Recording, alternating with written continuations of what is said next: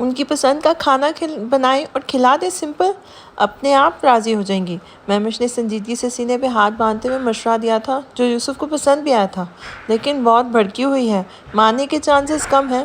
یوسف نے دوبارہ بیٹے کو پرسوچ نظروں سے دیکھتے ہوئے کہا تھا، ڈونٹ وری ڈیڈ، مجھے آپ پر پورا بھروسہ ہے، آپ ماما کو منا لیں گے، بس جلدی سے لنچ بنائیں، پھر ہم سب مل کر لنچ کریں گے۔ میشم نے باپ کو تسلی دی تھی، آؤ پھر مدد کرو میری، تمہاری ماما کے لیے اچھا سا لنچ بناتے ہیں، اپنی زارا کو منانا بھی ہے میں نے یار۔ یوسف تینوں بڑے بیٹوں کو ساتھ لے کر اندر کچن کی طرف بڑھ گیا تھا، جہاں اسے بچوں کے ساتھ اپنی روٹھی ہوئی بیوی کے لیے بھی اس کی پسند کا اچھا سا لنچ بنانا تھا، کیونکہ وہ زارا کی ناراضگی بالکل برداشت نہیں کر سکتا تھا۔ وہ تینوں بھائی یوسف کے ساتھ کچن میں چلے آئے تھے۔ اندر آتے ہی یوسف نے تینوں خرگوشوں کو فریج سے فروٹ بال نکال کر ایک طرف پڑی ٹیبل پر بٹھا دیا تھا اور حامی کو تینوں کی نگرانی پہ لگا دیا تھا۔ سیفی کے ڈیوٹی فریج سے سامان نکالنے کی اور باپ کو دینے کی تھی، جبکہ میشم کے ذمہ مسالوں کے ڈبے نکال کر کچن کاؤنٹر پہ رکھنا تھے اور سبزیاں دھونے کا کام تھا۔ وہ سبزیاں دھو کر باپ کو دیتا جا رہا تھا، جنہیں سیفی تیزی سے چاپنگ بورڈ پہ رکھتا اور کٹا کاٹ دیتا، اور سنک کے آگے کھڑا میشم مسکرا کر باپ کے تیزی سے چلتے ہوئے ہاتھوں کو دیکھ رہا تھا۔ اس کے کیوٹ سے ڈیڈ اب ان سے بہت محبت کرتے تھے، وہ یہ بات جانتا تھا، مگر اپنی ماں کے لیے باپ کی شدید محبت اسے بہت خوشی دیتی تھی۔ حامی اور سیفی تو اتنے سمجھدار نہیں تھے، مگر وہ ماں کے لیے باپ کی اس محبت کو بہت آئیڈیلائز کیا کرتا تھا۔ وہ اس وقت 11 سال کا تھا اور 2 مہینے کے بعد 12 کا ہونے والا تھا، مگر کم عمر ہونے کے باوجود اس کی سمجھ اور سوجھ بوجھ اپنی عمر کے بچوں سے زیادہ تھی۔ وہ اپنے گھر میں آئے دن ہوتے ہوئے ماں باپ کے ان مارکوں کو دیکھتا تھا اور پھر باپ کی ٹانگ کھینچنا شروع کر دیتا تھا، کیونکہ یوسف سے وہ بہت فرینک تھا۔ زارا اکثر ہی یوسف سے تینوں خرگوشوں کی وجہ سے جھگڑتی ہوئی پائی جاتی تھی اور یوسف کا بچوں کی حمایت میں بولنا اسے مزید سیکھ پا کر دیتا تھا۔ وہ یوسف سے لڑ جھگڑ کر ناراض ہو کر خود کو روم میں بند کر لیتی تھی۔ اس کی ناراضگی یوسف کو بری طرح گھبراہٹ اور بوکھلاہٹ میں مبتلا کر دیتی تھی۔ پھر اسے تب تک قرار نصیب نہیں ہوتا تھا جب تک وہ زارا کو منا نہیں لیتا تھا۔ پہلے ان کے گھر میں ایسے مناظر بہت کم ہی دیکھنے کو ملتے تھے، مگر جب سے خرگوشوں نے بولنا چلنا شروع کیا تھا، ماں باپ کی یہ تکرار ان کے گھر میں عام سی چیز ہو چکی تھی۔ یوسف بیٹوں کے لیے اپنی زارا کو اکثر ناراض کر دیا کرتا تھا، لیکن اس کا گزارا زارا کے بنا ایک پل کے لیے بھی نہیں ہوتا تھا۔ نہ وہ بچوں کی حمایت میں بولنا چھوڑتا تھا اور نہ ہی زارا کی ناراضگی برداشت کر پاتا تھا۔ اس لیے کچھ مہینوں سے یوسف زارا کی ذات 2 کشتیوں میں سوار ہو چکی تھی۔ تینوں خرگوشوں کی پیدائش کے بعد زارا کی زندگی بہت مصروف ہو چکی تھی۔ بچوں کی پیدائش کے پہلے دن ہی یوسف نے پاکستان فون کر کے اپنے ٹرپلٹس کی خوشخبری ابراہیم ویلا اور مولانا صاحب کے گھر پر دے دی تھی، جسے سن کر دونوں گھروں میں خوشی کی لہر دوڑ گئی تھی۔ سب لوگ زارا کے ٹرپلٹس کا سن کر بہت خوش اور ایکسائٹڈ تھے، کیونکہ زارا نے یوسف کے منع کرنے کی وجہ سے پاکستان میں کسی کو یہ نہیں بتایا تھا کہ وہ ایک ساتھ 3 بچوں کو جنم دینے والی ہے۔ یہ بات بس رینا اور ہنری جانتے تھے۔ پاکستان میں یوسف نے پہلے کسی کو یہ اس لیے نہیں بتایا تھا کہ وہ اچانک سے سب کو اپنے ایک ساتھ پیدا ہونے والے 3 بچوں کی پیدائش کا بتا کر سرپرائز دینا چاہتا تھا، اور اس کی توقع کے عین مطابق وہ یہ خبر سن کر واقعی حیرت و بے یقینی کے بعد خوشی سے کھل اٹھے تھے۔ آفشاں بیگم، سرفراز صاحب، مولانا صاحب، ولید، سارا سب بہت خوش تھے، مگر آمنہ بیگم کی خوشی کا انداز ہی سب سے جدا تھا۔ زارا کے ٹرپلٹ بچوں کا سن کے وہ خوشی سے اللہ کے حضور سجدہ ریز ہو گئی تھی کہ یوسف کے یہ بچے ان کے خاندان کو اللہ کا عطا کردہ تحفہ بن کر آئے تھے۔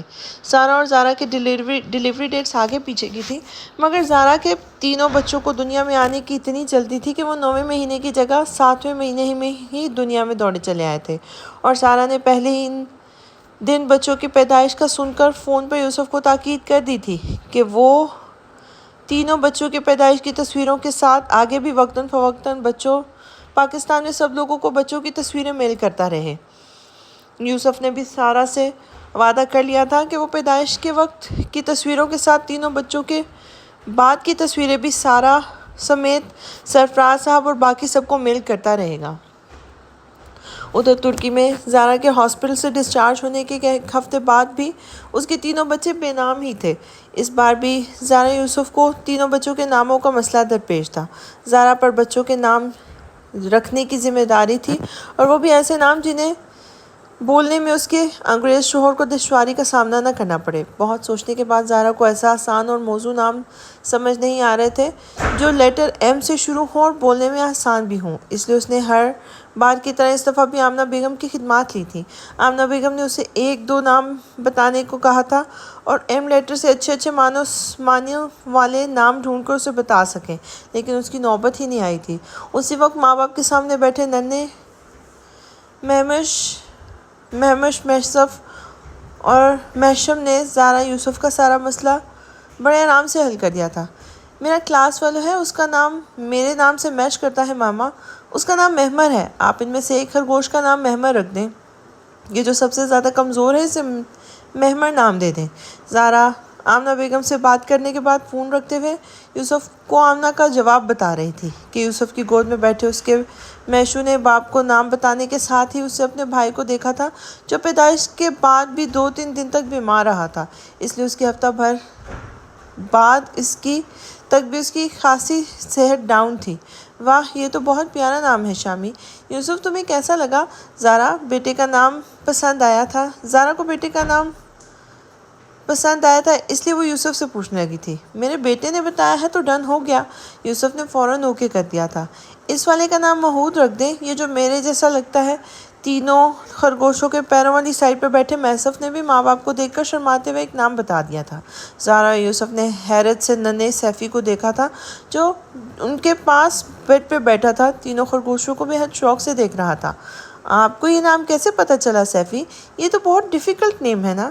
ماما ڈیڈ کو بتاؤ، کم ہیئر۔ زارا نے بیٹے کو پیار سے پکارتے ہوئے اپنے پاس بلایا تھا اور محسف کے پاس آتے اسے گود میں لے کر وہ اس کے پھولے پھولے گال چوم رہا تھا۔ محمود میرے ساتھ ہی ڈیسک شیئر کرتا ہے، ٹیچر اسے اور مجھ سے روز ایک ساتھ پوئم سنتی ہیں، محسف نے اپنے ساحر آنکھوں سے ماں کا چہرہ دیکھتے ہوئے بتایا تھا، اور یوسف زارا بیٹے کے معصومانہ انداز پہ ہنس دیے تھے۔ اچھا، اور یہ کیسے پتہ چلا کہ یہ والا خرگوش بھائی آپ سے ملتا ہے؟ زارا نے پھر سے بیٹے سے پوچھا تھا۔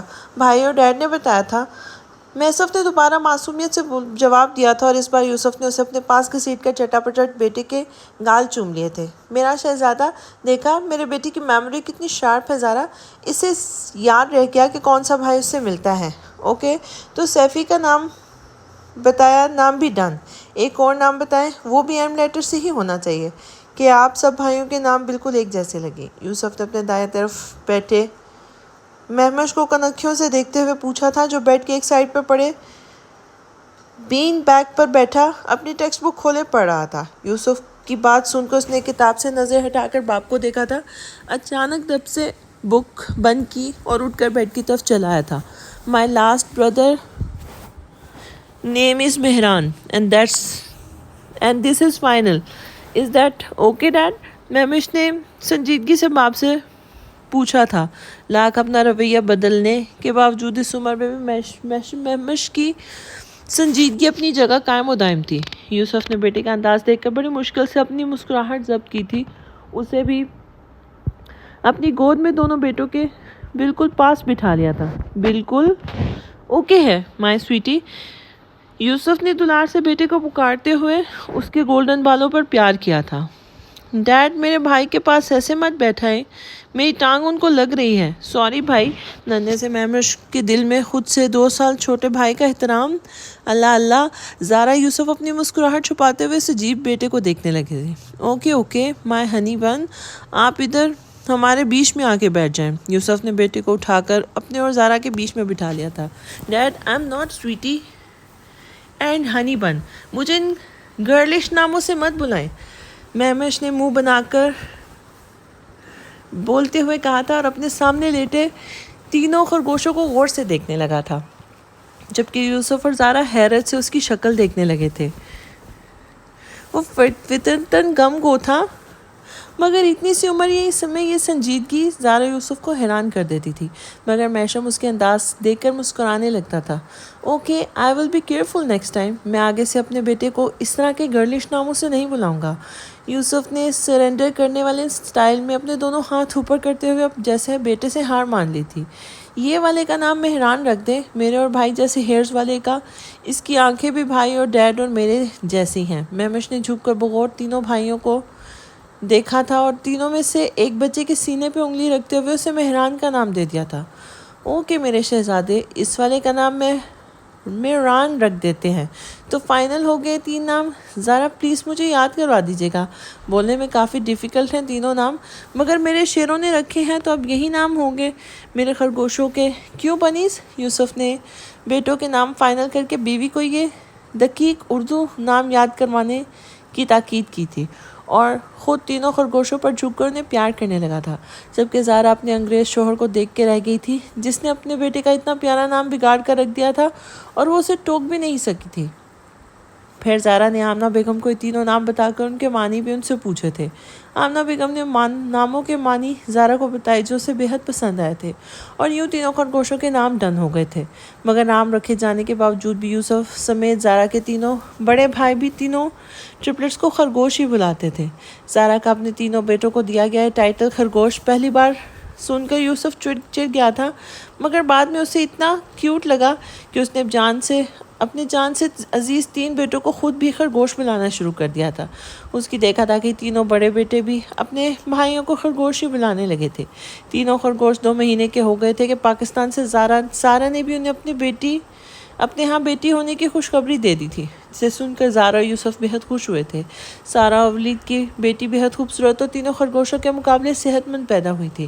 آمنہ بیگم نے اس کی پیدائش کے وقت کی تصویریں اسی دن یوسف اور زارا کو ولید سے کہہ کر میل کروا دی تھی، اور یوسف نے جب وہ پکس زارا سمیت تینوں بھائیوں کو دکھائی تھی تو میشم اس بچی کو دیکھ کے جیسے خوشی سے پاگل ہو اٹھا تھا۔ موم، ڈیڈ، یہ ڈال کتنی خوبصورت ہے! سارا خالہ جیسی آنکھیں ہیں اس کی، ایک دم بلیک کلر کی۔ مجھے ڈال جیسی بیبی بہت پسند آئی ہے۔ ہم اسے ملنے کب جائیں گے؟ پلیز ماما مجھے اس سے ملوا کر لائیں، میشم نے مچل کر ماں اور باپ سے کہہ دیا تھا۔ مبارک ہو یوسف، تمہارے بیٹے کو تمہاری بہو پسند آ گئی۔ سارا نے شرارت سے یوسف کے کان میں سرگوشی کی، جسے سن کر وہ کھل کے مسکرایا تھا۔ فکر مت کرو میشو، ہم اگر ان سے ملنے نہیں جا سکے تو میں اس خوبصورت گڑیا کو اس کے ماما پاپا سے مانگ کر آپ کے لیے اپنے گھر ہی لے آؤں گی۔ زارا نے بیٹے کو تسلی دی تھی، جسے سن کر وہ کھل اٹھا تھا۔ مہوش اور میسف کو بھی وہ چھوٹی سی ڈال بہت پسند آئی تھی، مگر میشم کی خوشی ان دونوں سے بڑھ گئی تھی۔ بیٹی کی پیدائش کے 2 دن بعد ہی سارا نے بہن کو فون پہ بتایا تھا کہ ہم سب کے باہم رضامندی سے بیٹی کا نام جزا رکھا گیا ہے، جو زارا اور یوسف کو بھی بہت پسند آیا تھا۔ میشم کو جب اس ڈال کا نام پتہ چلا تو اس نے اس نام کی تسبیح شروع کر دی تھی۔ ماں باپ کے ساتھ اب زیادہ تر اس کی باتیں جزا کے متعلق ہی ہوتی تھی۔ زارا کے تینوں بڑے بیٹوں کی موجودگی میں 3 ننھے بچوں کو ایک ساتھ سنبھالنا بہت مشکل ہو جاتا تھا اگر اس کے ساتھ بچوں کی نینی اور یوسف نہ ہوتے۔ سارا دن نینی بچوں کو سنبھالتی تھی۔ زارا کے پاس بچے بس فیڈ کروانے کے لیے آتے تھے، کیونکہ وہ تینوں پریمیچور اور بہت ویک تھے، اس لیے ڈاکٹر کے ایڈوائس پر زارا نے انہیں سال بھر فیڈ کروایا تھا۔ ساتھ ہی پراپر علاج اور دیکھ بھال سے تینوں بچے تیزی صحت مند ہو رہے تھے۔ وہ تینوں جو کسی بھی چھلی ہوئی گاجر جیسے سرخ لگتے تھے، اور ان کی کمزور جسامت اور رنگت کو دیکھ کے زارا نے انہیں خرگوش ٹائٹل دیا تھا۔ اب وہ پورے سال کے اندر ان کی صحت، نین نقش اور رنگت بالکل ویسی ہی ہو گئی تھی جیسے زارا کے 3 بڑے بیٹوں کی تھی۔ سال بھر تک یوسف اور نینی کے ساتھ بخیر و عافیت گزر گیا تھا، مگر پھر دوسرے ہی سال میں لگتے ہی ان تینوں کے چلنے اور بولنے کے ساتھ ان کی بڑھتی شرارتوں نے زارا کو ناک تک عاجز کر دیا تھا۔ اس کے تینوں بیٹے اسے سارا دن تکنی کا ناچ نچائے رکھتے تھے، کیونکہ ایک ہاؤس وائف تھی تو اس کا سارا دن گھر پر ہی گزرتا تھا۔ اپنے تینوں بڑے بچوں کے اسکول اور یوسف کے جاب پر جانے کے بعد وہ ان تینوں خرگوشوں کے پیچھے بھاگتی رہتی تھی، انہیں جگانے، ناشتہ کروانے کے بعد نہلانے تیار کرنے کے ساتھ ان کی شرارتوں کو بھی اسے بھگتنا پڑتا تھا۔ وہ تینوں بلا کے شرارتی تھے۔ کبھی نہانے کے بعد وہ باہر لان میں گوڈی کرنے نکل جاتے، کبھی باتھ روم میں گھس کر پانی کے ٹیپس کا آپریشن کرنے لگتے، کبھی کچن میں پہنچ کر فریج کے سامان کی جانچ پڑتال شروع کر دیتے تھے۔ کچھ مہینے پہلے تو ننھا مہور نہ جانے کب باتھ روم کے پاس ٹب تک پہنچ گیا تھا اور اس نے گرم پانی کا نل کھول کر خود کو گرم پانی سے جلا ڈالا تھا۔ وہ تو شکر ہے کہ اس وقت زارا باتھ روم میں وضو کرنے پہنچ گئی تھی۔ اس نے بیٹے کو روتے چلاتے دیکھ کر جلدی سے اسے باہر نکال کر نل بند کیا تھا۔ محمود مہران تو پھر ماں کے قابو میں آ جاتے تھے، مگر مہور بہت ضدی، شرارتی اور بے چین طبیعت کا تھا۔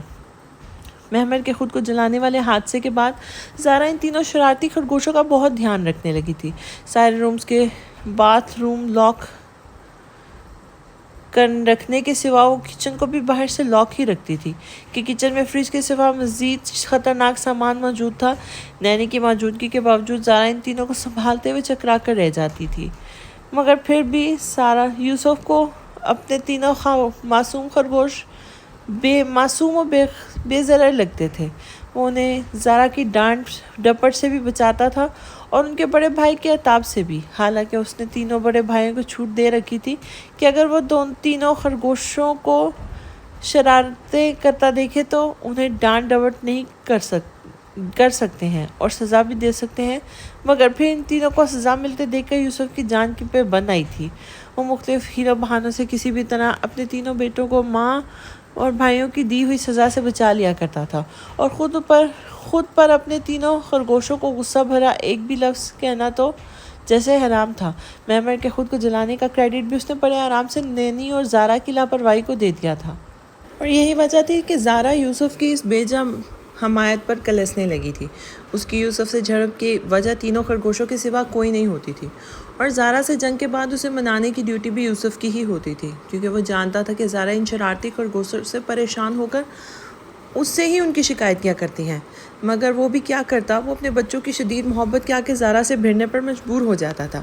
زارا بھی یہ بات جانتی تھی کہ یوسف کو اپنے بیٹوں سے شدید محبت ہے، اس لیے وہ اس کی غیر موجودگی میں تینوں بیٹوں کا بہت خیال رکھتی تھی، مگر یوسف کے سامنے اپنے تینوں خرگوشوں کے لاڈ اٹھاتا دیکھ کر زارا کا میٹر نہ جانے کیوں گھوم جاتا تھا۔ پھر بچوں کے تیسرے سال میں لگتے ہی زارا نے اس کی نینی کو بھی ہٹا دیا تھا، کیونکہ بچوں کی نینی بہت اچھی تھی مگر وہ کافی ضعیف ہو چکی تھی۔ یوسف نے انہیں پہلے ہی کام کرنے پر اپنی خدا ترس فطرت سے مجبور ہو کے ہی رکھا ہوا تھا، مگر زارا کے ان منچلے خرگوشوں کو سنبھالنا اب نینی کے لیے بہت آسان ثابت نہیں ہو رہا تھا، اس لیے زارا نے انہیں جواب دے دیا تھا۔ بلا وجہ یوسف کی تنخواہ کا ایک حصہ نینی کی تنخواہ پر لگ جاتا تھا، جبکہ اپنے بچوں کو سنبھالنے کا کام زیادہ تر زارا کو ہی کرنا پڑتا تھا۔ بابا اور اماں کے شدید اصرار پر بھی وہ انہی تینوں خطرناک بچوں کی وجہ سے 3 سال سے پاکستان بھی نہیں جا سکی تھی، مگر اب زارا نے بھی اسے آنے کے تقاضے شروع کر دیے تھے، اور میشم بھی ننھی جزا سے ملنے کے لیے بے حد ضد کر رہا تھا، اس لیے اب وہ اور یوسف اپنے سارے بچوں کے ساتھ 3 سال بعد پاکستان جا رہے تھے۔ میشم اپنی ڈال سے ملنے کو بے حد ایکسائٹیڈ تھا۔ وہ ہر مہینے 2 مہینے کے بعد جزا کی پکس دیکھ کر خوشی سے اچھلنے لگتا تھا۔ وہ خوش ہوتا تھا جیسے چھوٹی سی گڑیا جیسی جزا کو اس نے اپنے خرگوشوں کی طرح اس کی پکس میں بھی اتنا سا دیکھا تھا۔ وہ گزرتے وقت کے ساتھ نہ صرف بڑی ہو رہی تھی بلکہ چلنے بھی لگی تھی، اور فون پر جب وہ سارا خالہ اور ولید انکل سے بات کرتا تھا تو پیچھے سے جزا کی شامی نام کی گردان سن کر اس کا دل خوشی سے جھوم اٹھتا تھا۔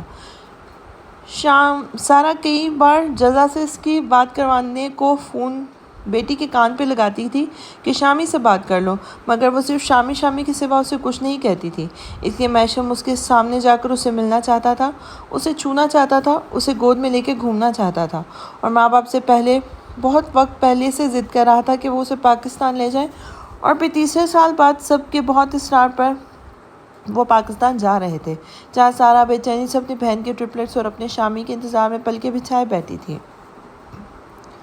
گھر کا نچلا پورشن مکمل ہونے کے بعد وہ اوپری حصہ بھی دیکھنا چاہتی تھی، مگر میشم نے اسے سیڑھیاں چڑھنے سے سختی سے منع کیا تھا اور آرام کرنے بیڈ روم بھیج دیا تھا۔ تبھی وہ منہ بناتی ہوئی اپنے بیڈ روم میں چلی آئی تھی، مگر اندر جاتے ہی وہ ایک بار پھر چونک گئی تھی۔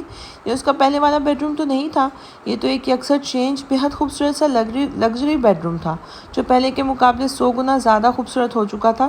پورے بیڈ روم میں اس کی اور میشم کی تصاویر جا بجا لگی ہوئی تھی۔ بیڈ کے اوپری دیوار پر تو ان دونوں کی بارات والے دن کی انلارج تصویر اس طرح لگی ہوئی تھی کہ اس کی لمبائی چھت سے کچھ فٹ نیچے سے شروع ہو کر بیڈ تک آ رہی تھی، اور ان دونوں کی ایک بے حد خوبصورت و مکمل تصویر تھی۔ تصویر میں جزا اپنے بارات کے لہنگے کا لال کامدار دوپٹہ اوڑھے ہوئے تھی، اور اس کا پورا چہرہ دوپٹے کے لمبے سے گھونگھٹ میں چھپا ہوا تھا۔ دوپٹے کا گھونگھٹ اس کے سینے تک تھا، اور میشم اسٹیج پر میشم کے بالکل پاس بیٹھی ہوئی تھی، اور میشم دوپٹے کے پار نظر آتے اس کی خوبصورت روح پر نظریں جھکائے مسکرا رہا تھا۔ تصویر کے اوپر لگی خوبصورت فینسی لیمپ میں وہ بے حد خوبصورت تصویر لشکاریں مار رہی تھی۔ اس کے سوا بھی باقی تصویروں پر جیسا کہ باقی دیواروں پر جزا کی بڑی بڑی تصاویر بہت خوبصورت انداز میں سیٹ کی گئی تھیں۔ روم میں داخل ہوتے ہی اندازہ ہو رہا تھا کہ اس روم کے وکیل نے اس کے چہرے کو اتنے مہینوں میں کس شدت سے یاد کیا تھا۔ تبھی روم کے ہر حصے کو اس نے اس کی تصاویر سے سجا ڈالا تھا۔ اس روم میں کوئی بھی ایسا حصہ نہیں تھا جہاں بیٹھنے کے بعد جزا کا چہرہ نہ دکھائی دیتا ہو۔ وہ یہاں نہ ہو کر بھی جیسے ہر وقت یہاں موجود تھی۔ روم کا پورا فرنیچر بھی چینج ہو چکا تھا اور بیڈ بھی بدلا گیا تھا۔ پچھلے بیڈ کے مقابلے بیڈ اتنا وسیع و عریض تھا کہ اس پر ایک ساتھ کم سے کم 5 لوگ کھل کر سو سکتے تھے۔ پورے روم کی تھیم ڈل گولڈن اور لائٹ پیرٹ گرین کلر کی تھی۔ خوبصورت فینسی لائٹس والے پیرٹ گرین اور وائٹ سیلنگ کے چاروں کونوں پر سٹائلش فانوس لگے ہوئے تھے، جن سے پھوٹتی گولڈن روشنی میں پورا روم جگمگا رہا تھا۔ کھڑکیوں پر میچنگ پردے، بہت خوبصورت شو پیس اور خوبصورت ڈل گولڈن اور پیرٹ کلر کے بیز قالین کے ساتھ پورا روم کی شکل بالکل چینج ہو چکی تھی۔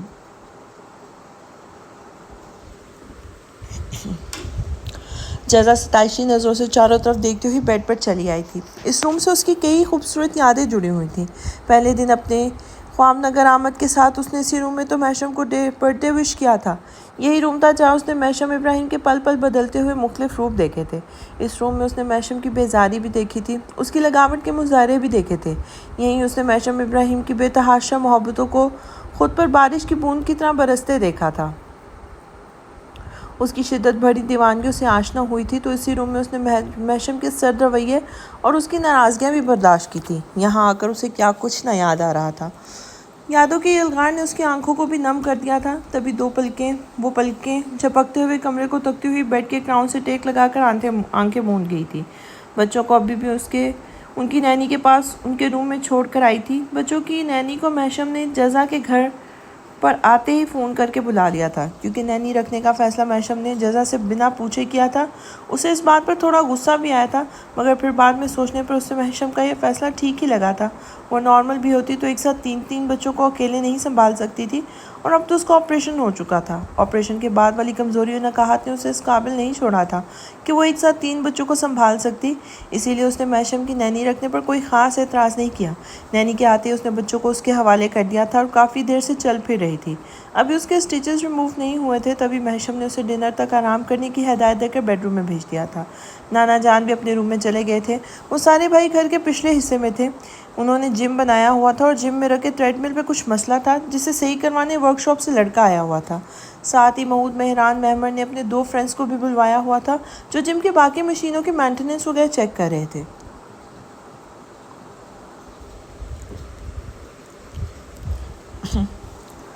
اسی لیے سب لوگوں کے باہر جاتے ہی انشراء اور پری بھی اٹھ کر جزا کے پاس بیڈ روم میں چلی آئی تھی۔ جزا کو آنکھیں موند کر لیٹے کچھ ہی دیر ہوئی تھی، تبھی پری دھپ کر کے اس کے پاس بستر پہ آ بیٹھی تھی۔ تو مسز جزا محشم ابراہیم، اتنے مہینوں بعد گھر آ کے کیسا لگا؟ آخرکار لوٹ کے بدو گھر کو ہی آ گئے۔ پری نے پیر پھیلا کر لیٹی جزا کے پاؤں کو گدگداتے ہوئے کہا تو جزا نے اپنے پاس پڑا محشم کا تکیہ کھینچ کر پری کو دے مارا تھا۔ بدو کس کو کہہ رہی ہو؟ میں تو اب بھی نہیں آتی، مگر نانا جان میرے پاس کوئی رستہ ہی نہیں چھوڑا تھا، اس لیے آنا پڑا۔ جزا نے پری کو دیکھ کے منہ بناتے ہوئے کہا تھا۔ کیوں؟ ایسی کون سی گہری کھائی کے دہانے پر کھڑا کر دیا تھا تمہیں نانا جان نے، جہاں تمہیں کوئی رستہ ہی نہیں مل رہا تھا؟ پری مزے لیتے ہوئے بولتی ہوئی جزا کے پاس دراز ہو گئی تھی، جبکہ انشراء بیڈ کی دوسری طرف پرتکلف انداز میں بیٹھی تھی، مگر اچانک ہی پری نے ہاتھ بڑھا کر انشراء کو بھی اپنے پاس گھسیٹ لیا تھا۔ انشی سویٹی، تم یہ تکلف وغیرہ چھوڑو اور اپنا دماغ سیٹ کر لو۔ اب سے تمہیں زندگی بھر 2 چڑیلوں کے ساتھ رہنا ہے، اس لیے خود کو اسٹرانگ کر لو۔ پری نے جزا کو کنکھیوں سے دیکھتے ہوئے شرارت سے کہا تھا۔ ہاں فنی، مجھے اپنی برادری میں مت جوڑو۔ انشراء، یہ تمہارے پاس چڑیلوں کی کوئین بیٹھی ہے، میں تو اپنی پرنسس کی ماما ہوں، میرا تعلق پریوں کے خاندان سے ہے۔ جزا نے پری کو زبان دکھائی تھی۔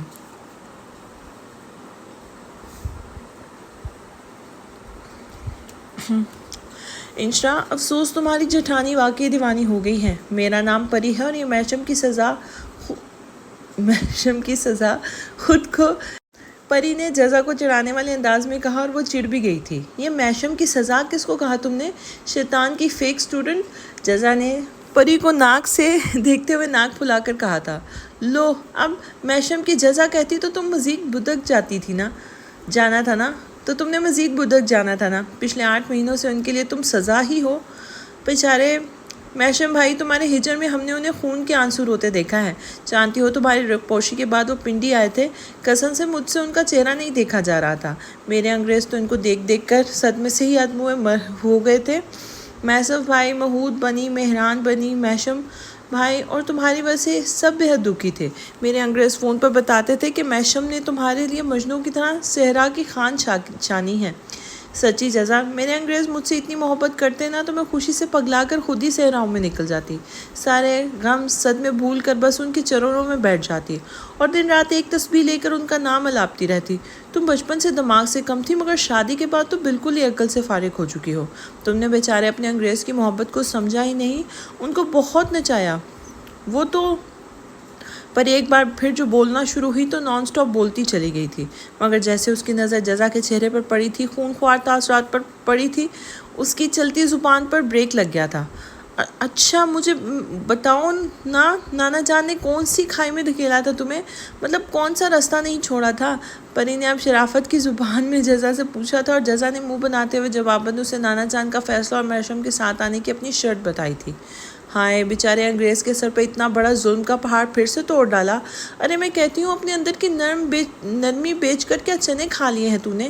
پتھر کی عورت، دل کی جگہ لوہے کا ٹکڑا فٹ کر لیا ہے۔ سچ بول رہی ہوں جزا، فرشتے چوٹی پکڑ کر چپیڑے لگائیں گے تیرے اس حسین چہرے پر، جو تو اپنے سر تاج کا دل اس طرح دکھاتی رہی۔ اور بیچارے اپنے سامنے اپنی جونیئر بنیز کی موجودگی میں نہ انہیں لے سکتے ہیں اور نہ پیار کر سکتے ہیں۔ کیسی سڑی ہوئی شرط ہے یہ! کاش یہ شرط سارا آنٹی رکھتی ولید انکل کے سامنے، تب پتہ لگ جاتا تجھے۔ بے رحم عورت!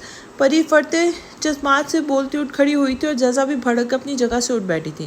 کیوں رکھتی میری ماما پاپا کے سامنے یہ شرط؟ میرے پاپا کیا میشم کی طرح مجھے مارنا چاہتے تھے؟ ارے وہ تو میرے پیدائش پہ اتنے خوش تھے کہ پورے ہفتے صدقے اور زکوٰۃ کرتے رہے تھے۔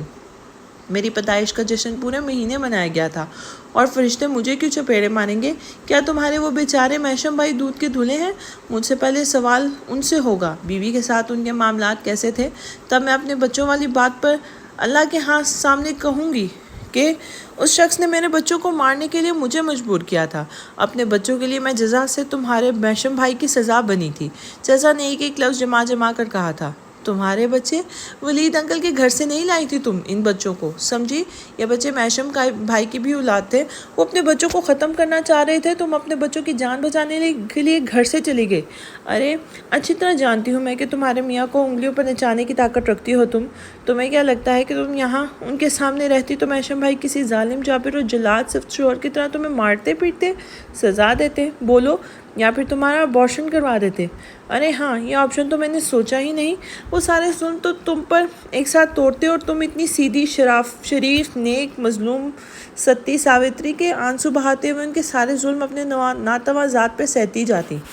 گھورو مت مجھے، میں تمہیں جانتی ہوں، بچپن سے جانتی ہوں۔ وہ تم سے ایک رات لڑے تھے اور تم سے وہ برداشت نہ ہوا، تم اتنا بھڑک گئی کہ اپنا گھر بھی چھوڑ کر چل پڑی۔ اگر دوبارہ میشم بھائی تمہیں کچھ کہتے تو میری جان، مجھے تمہاری صلاحیتوں پر پورا بھروسہ ہے کہ تم اپنے انگریز کو چٹی کا دودھ یاد دلا دیتی۔ انہیں قابو کرنے کو تمہاری یہ حسین صورت اور آنسو بھری آنکھیں ہی کافی تھی، جو تمہارے انگریز کی سب سے بڑی کمزوری ہیں۔ ان کا غصہ اترنے کے بعد وہ 2-4 آنسو بہا دیتی، یا پھر اپنے دیوروں کو اپنے ساتھ شامل کر لیتی، نانا جان کو بلا لیتی۔ تمہارے انگریز تو 2 دن میں سیدھا کر دیتے۔ صبر تو کرتی کچھ دن۔ میں بچپن سے تمہیں بہادر سمجھتی تھی، مگر تم تو بزدلوں کی طرح منہ چھپا کر اپنی جنگ لڑے بنا ہی میدان چھوڑ گئی۔ ارے میں تمہاری جگہ ہوتی نا تو سینہ ٹھوک کر میدان میں ڈٹی رہتی، اپنی اور اپنے بچوں کی بقا کی جنگ یہی رہ کر لڑتی، اپنے انگریز کی آنکھوں میں آنکھیں ڈال کر، یوں چوری چھپے منہ چھپا کر نہیں بھاگتی۔ پری نے اچھی طرح جزا کی طبیعت صاف کی تھی۔ ہاں صحیح کہا تم نے، میں بزدل ہوں، کیونکہ جن حالات سے گزر رہی ہوں نا، انہوں نے مجھے بزدل بنا دیا ہے، ختم کر دی ہے میری بہادری۔ آخر کب تک میں اپنی بقا کی جنگ لڑوں گی؟ پہلے اپنا حق میں نے چھین کر لیا، اور اب اپنے بچوں کا حق بھی اس شخص سے بھیک کی طرح مانگتی۔ کیوں کرتی میں صبر؟ ہاں تم آنسوؤں کی بات کرتی ہو؟ جس دن سے یہاں اس گھر میں آئی ہوں، آنسو بہانے کے سوا کیا ہی کیا ہے میں نے؟ تمہارے شریف النفس میشم بھائی اور اس کی سو کال محبت ہی ہمیشہ میرے آنسوؤں کی وجہ رہی ہے۔ صحیح کہتی ہو تم، محبت کرتے ہیں اور مجھ سے اتنی شدید محبت کرتے ہیں کہ اپنی محبت سے مجبور ہو کر بار بار مجھے دکھ دیتے ہیں، اور اپنی اس محبت کے ہاتھوں 2 بار تھپڑ بھی مار چکے ہیں، اور اتنے نیک نہیں ہیں جتنا تم انہیں سمجھ رہی ہو۔ بڑے بڑے لیکچر دینا آسان ہوتا ہے مس فلیشیا براشا، مگر جس پر گزرتی ہے وہی جانتا ہے۔ جزا نے تڑک کر جواب دیا تھا۔ تو مت کرو نا، گزر کرو نہ کرو برداشت یار، تمہارے پاس اتنا اچھا موقع تھا، نانا جان آزاد کروا تو رہے تھے تمہیں میشم بھائی کی سو کال محبت سے، پھر کیوں تم نے موقع کا فائدہ نہیں اٹھایا؟ تم بچوں کو اٹھاتی اور نکل جاتی، ڈھونڈ لینا تھا نا کوئی شریف النفس، بلکہ ڈھونڈنے کی بھی کیا ضرورت ہے؟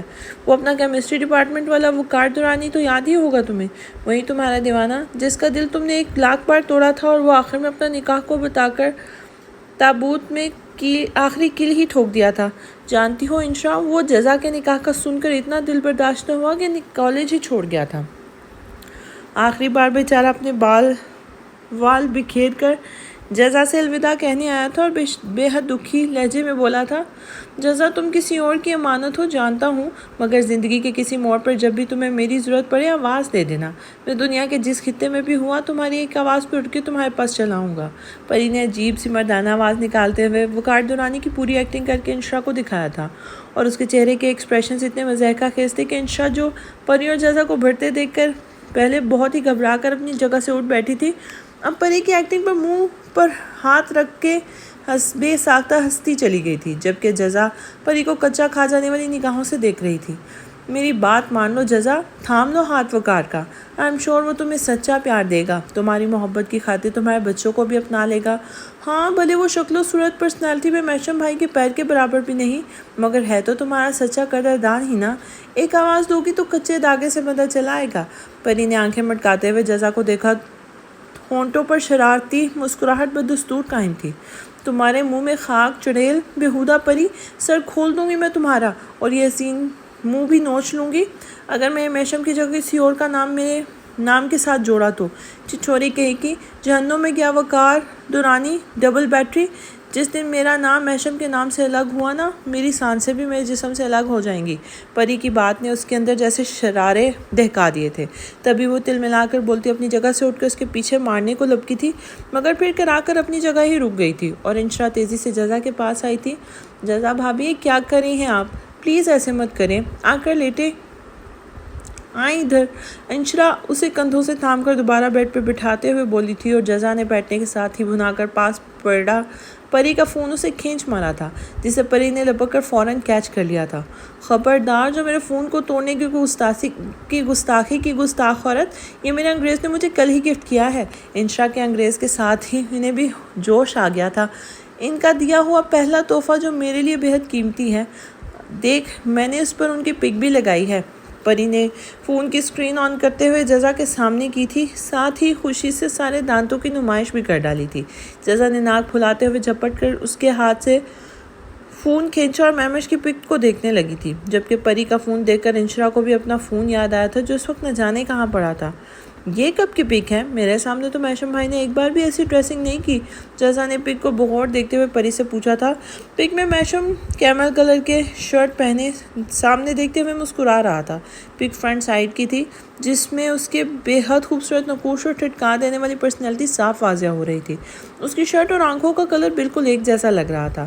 بلا شبہ میمش اس پک میں حسین تر لگ رہا تھا۔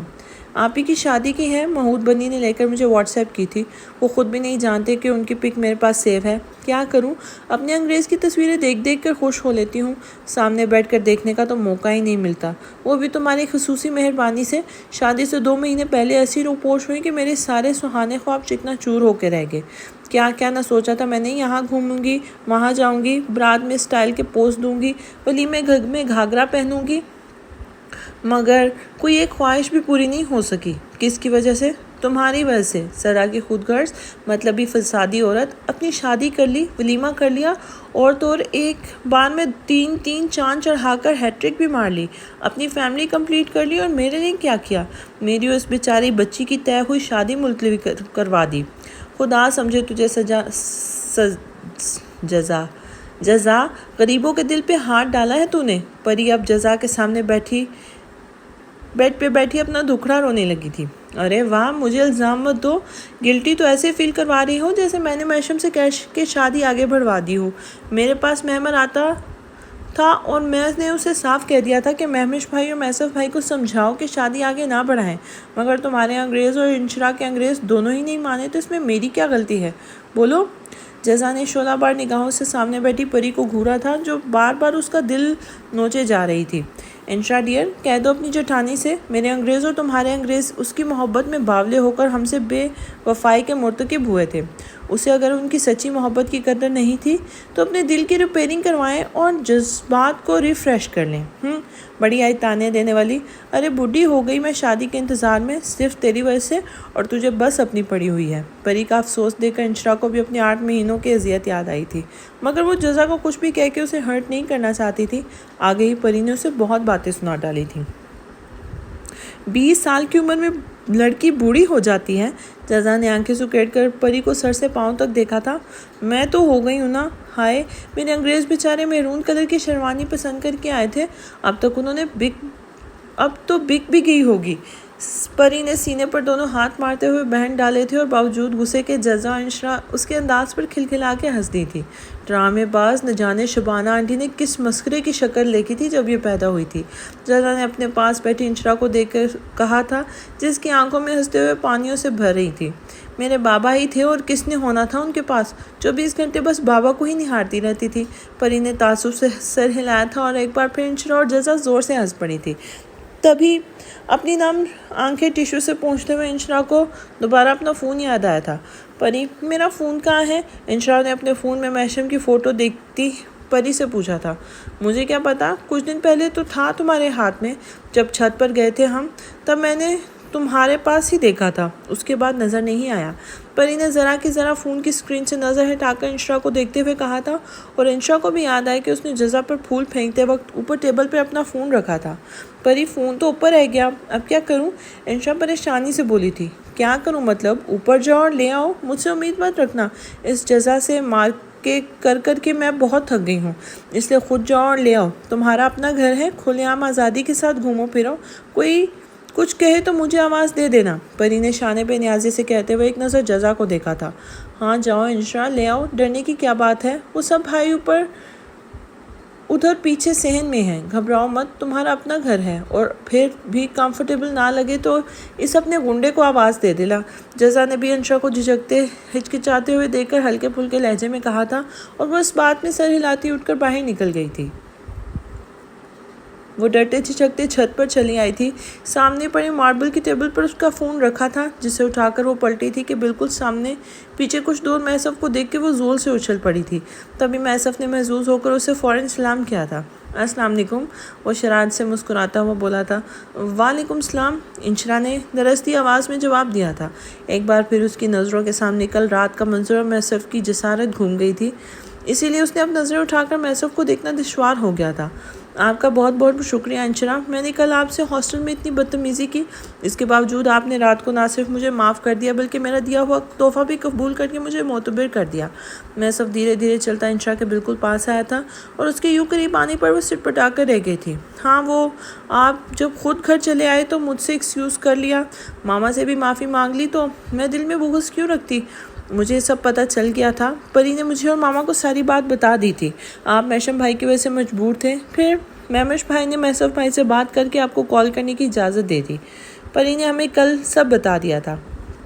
انشرا نے ذرا سی پلکیں اٹھا کر اپنے سامنے کھڑے میسف کو دیکھا تھا، مگر اس کی خوبصورت آنکھوں میں پہلی شوق سی چمک اسے دوبارہ سے نگاہیں چکانے پر مجبور کر چکی تھی. پری نے آپ کو یہ سب نہیں بتایا؟ پری بھابھی نے آپ کو سب کچھ نہیں بتایا، کچھ باتیں ایسی ہیں جو صرف میں ہی جانتا ہوں اور میں ہی آپ کو بتانا چاہوں گا. میسف نے ہاتھ بڑھا کر انشرا کا دایاں ہاتھ تھامتے ہوئے کہا تھا، اور وہ اس وقت پیچ اور میرون فراک سٹائل میں ملبوس تھی. وہ پشمینہ اون کا بنا ایک بہت خوبصورت اور سٹائلش کرتا تھا. اندر پیچ کلر کی ٹخنوں تک کی فراک تھی اور اس کے اوپر گاؤن سٹائل میں لانگ سلیو والا میرون کوٹ تھا، جس کا نیک اوپر سے بند تھا. گلے سے نیچے آتے گاؤن فرنٹ سائڈ سے کھل رہا تھا اور اس کے چاک بھی دونوں سائڈ سے سینے کے کے کھلے تھے کیونکہ نیچے فراک موجود تھا۔ اس سٹائلش فراک کے ساتھ ہی اس نے میرون اور پیچ پرنٹ کا بیحد خوبصورت وولن سکارف گلے میں پھیلا کر لیا ہوا تھا۔ لمبے سلکی بالوں کو آدھے کینچر میں جکڑ کے آدھے کھلے چھوڑے ہوئے تھے۔ کانوں میں ہلکولے لیتی بالیوں میں چھوٹے چھوٹے ڈائمنڈ پروئے ہوئے تھے جو بالیوں میں لٹک رہے تھے اور گردن کی ہلکی سی جنبش کے ساتھ ہی ہل رہے تھے۔ میک اپ کے نام پر اس نے بس لپ گلاس لگایا ہوا تھا۔ اپنی تمام تر سادگی میں انشا بےحد خوبصورت لگ رہی تھی۔ میں صرف کتنی دیر اس کا ہاتھ تھامے محبوب سا کا چہرہ دیکھتا رہا تھا جبکہ سامنے کھڑی انشا اس کی نگاہوں کی تبش سے جھلس رہی تھی۔ میں صرف کے ہاتھ میں موجود اس کا ہاتھ بری طرح لرز رہا تھا مگر وہ ساکت کھڑی بس انشا کے گھبرائے چہرے کو دیکھے جا رہی تھی۔ میں جاؤں؟ اس نے محسف سے اپنا ہاتھ چھڑانے کی کوشش کرتے ہوئے کہا تھا۔ میں نے ابھی کچھ کہا ہی کب ہے؟ محسف کی آواز سن کر چونک کر ہوش میں آیا تھا اور اس کی گھبراہٹ سے خط اٹھاتے ہوئے بولا تھا، کیا کہنا ہے آپ کو؟ جلدی کہیں، مجھے جانا ہے۔ انشا نے دوبارہ سے اپنا ہاتھ چھڑانے کی کوشش کرتے ہوئے کہا تھا۔ انشا، میں نے 8 مہینے آپ سے بالکل لا تعلقی اختیار کر رکھی تھی۔ جانتی ہیں کیوں؟ کیونکہ مجھے آنٹی کے لفظوں نے بہت تکلیف دی تھی۔ اس وقت میں غصے میں ان کے نظریے کو سمجھنے کی کوشش ہی نہیں کی، بنا حالات پر نظر ثانی کیے انہیں غلط اور خود کو صحیح سمجھتا رہا۔ پر آپ پر بھی میں نے بلا وجہ غصہ کیا، بس یہی سوچتا رہا کہ منگنی والے دن میں آپ سے ناپسندیدگی کا واضح اظہار کر چکا تھا۔ آپ جانتی ہیں کہ میں آپ سے محبت کرنے لگا ہوں، پھر بھی آپ نے شادی توڑنے پر اپنی ماما کے سامنے احتجاج نہیں کیا۔ اس بات پہ مجھے غصہ آیا تھا۔ مجھے خود پہ بھی غصہ تھا کہ میں آپ کے سامنے اپنے خوش جذبوں کا اظہار کر کے انہیں بے مول کر ڈالا ہے۔ حالانکہ بعد میں آپ نے کال بھی کی مگر میں اسی وجہ سے آپ سے بہت غصہ تھا۔ آپ کی کال پک نہیں کرتا تھا، آپ کی بات نہیں سنتا تھا، میسیجز بنا پڑھے ہی ڈیلیٹ کر دیتا تھا۔ اپنے تئیں میں آپ کو بھولنے کی کوشش کر رہا تھا مگر یہ جو میرا دل ہے نا، یہ نہیں مانا اور نہ ہی اس نے مجھے آپ پہ بھولنے دیا۔ الٹا جب بھی میں نے آپ کو اگنور کیا، دل نے مجھ سے شدید دغا بازی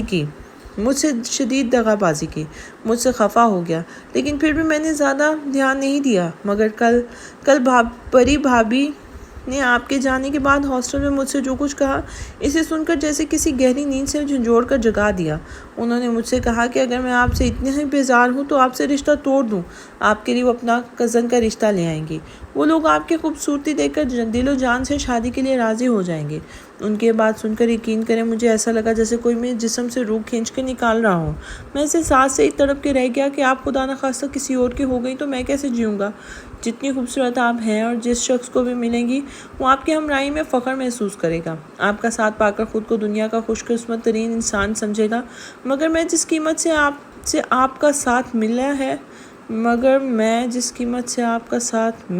گیا تھا، اپنی ناعاقبت اندیشی کی وجہ سے میں آپ کو ٹھکرا رہا تھا۔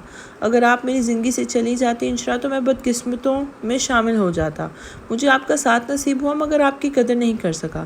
لیکن کل پری بھابھی نے مجھے آپ کے چھن جانے کا احساس دلایا تو آپ کے دور جانے کے خیال نے ہی مجھے شدید غفلت کی نیند سے بیدار کر دیا۔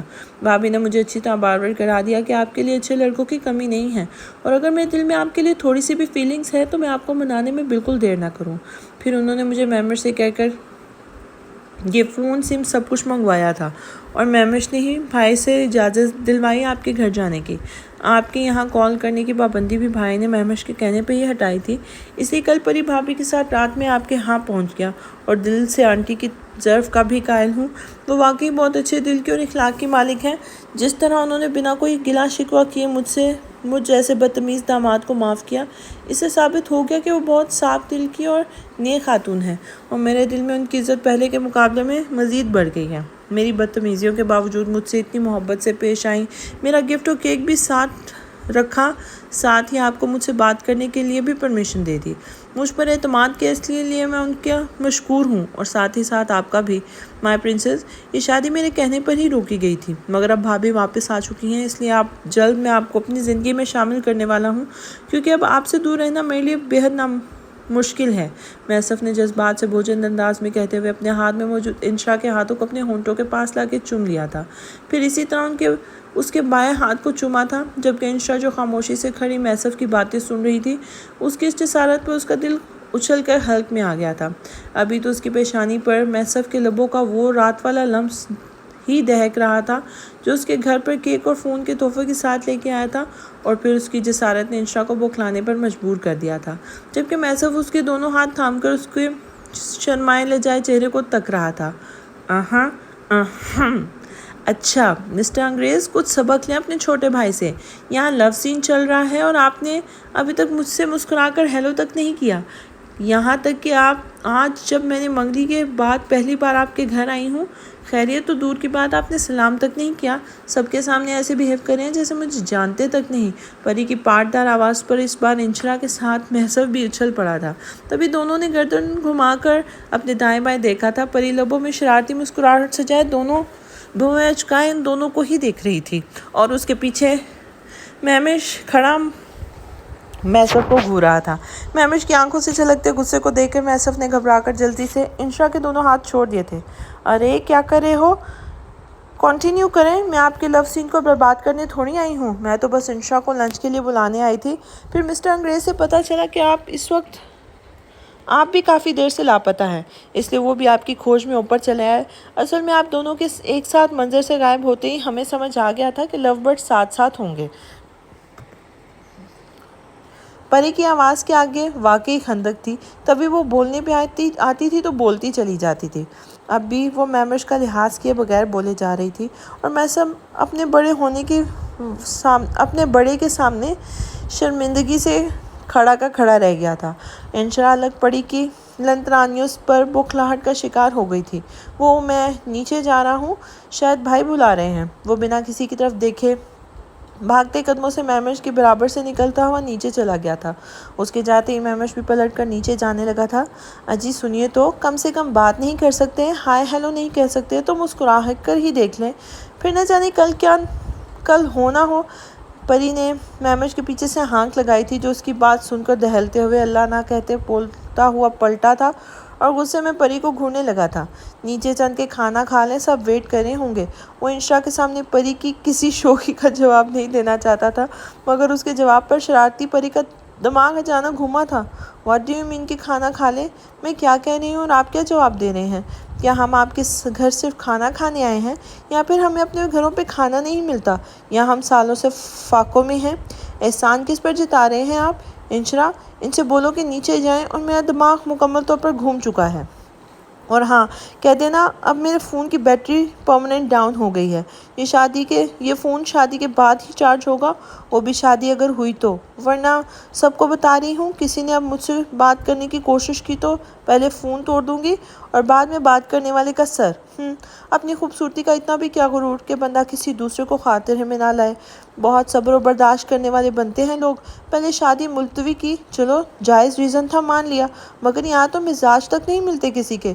لوگ گھر بلا کر آنکھیں پھیرتے ہیں، بات کرنے تک کے روادار نہیں ہوتے۔ اپنے گھر پر کسی کی ایسی سرد مہری سے استقبال کیا جاتا ہے؟ انشا، بتا دو نانا جان اور میسف بھائی کو، ہم نے رخت سفر باندھ لیا ہے۔ اب کوئی یہاں نہ رکے گا اور نہ ہی کسی کو مجھے برداشت کرنے کی ضرورت پڑے گی۔ میں جا رہی ہوں، اب بتاؤں گی کہ صبر کرنا کسے کہتے ہیں، برداشت کیا ہوتی ہے۔ وہ انشا کا نام لے کر مہمش کی شوق سے پھٹی آنکھوں میں دیکھتی ہوئی بولی، اور جھٹکے سے پلٹ کر انشا کا ہاتھ تھامتی سیڑھیاں اترتی چلی گئی تھی، جبکہ پیچھے ہک سا کھڑے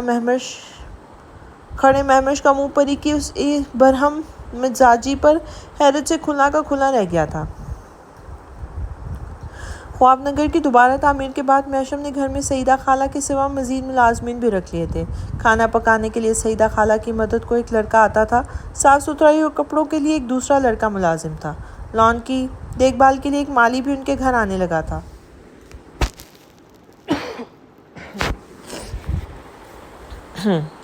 میشم اپنے گھر میں جزا کے لیے وہ سب سہولیات رکھنا چاہتا تھا جو اس سے پہلے وہ اسے نہیں دے سکا تھا، کہ اس کے ذہن میں جزا کا 8 مہینے پہلے کا دیا ہوا طعنہ بھی موجود تھا کہ وہ واقعی ان کے گھر کی ملازمہ نہیں تھی، جو اس سمیت اس کے بھائیوں کی خدمت گزاریاں کرتی پھرتی تھی۔ اس لیے جزا کے آنے سے پہلے میشم نے اس کے لیے اپنی بساط بھر سہولیات مہیا کرنے کی کوشش کی تھی۔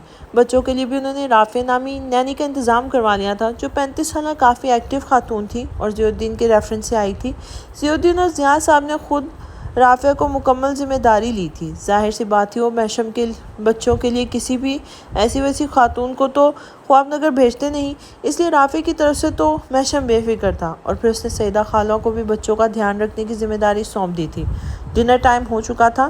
محشم سمیت سب لوگ گھر کے اس خوبصورت سے ڈائننگ ٹیبل روم میں بیٹھے ہوئے تھے جو کچن کے بالکل پاس تھا، یعنی پہلے جو جم کی طور پر استعمال ہوتا تھا اب وہ بہت خوبصورت ڈائننگ روم کی شکل اختیار کر چکا تھا۔ جزا انشراء اور پری کے ساتھ بیڈ روم سے باہر چلی آئی تھی۔ پری کا مزاج اب تک خاصا برہم تھا۔ انشراء اور جزا کے لاکھ سمجھانے پر بھی وہ اس اکڑو انگریز کو بخشنے کے لیے تیار نہیں تھی جو فون پر اسے فرینکلی بات کیا کرتا تھا مگر سب کے سامنے اس کی ذات کو سرے سے اگنور کر چکا تھا۔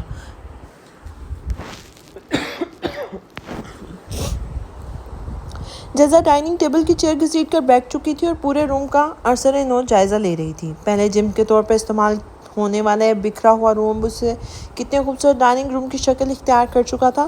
حیران نگاہوں سے چاروں طرف دیکھتے ہوئے سوچ رہی تھی۔ اس سے کچھ دور ماسٹر چیئر پر نانا جان براجمان تھے۔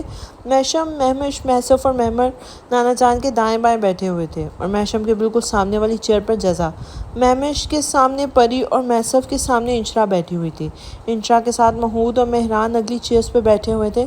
سبھی کچھ بدل گیا ہے یہاں، جزا نے اپنے پاس بیٹھی پری سے کہا تھا۔ ہاں، تمہاری جلابطنی کے بعد تمہارے میاں کے علاوہ سبھی کچھ بدل گیا ہے۔ پری نے جزا کے کان میں گھس کر طنز کا ایک تیر چھوڑا تھا اور جزا جو کب سے پری کے تانے سن رہی تھی اس نے پری کی ٹانگ پر ایک زوردار چٹکی لی تھی۔ آہ!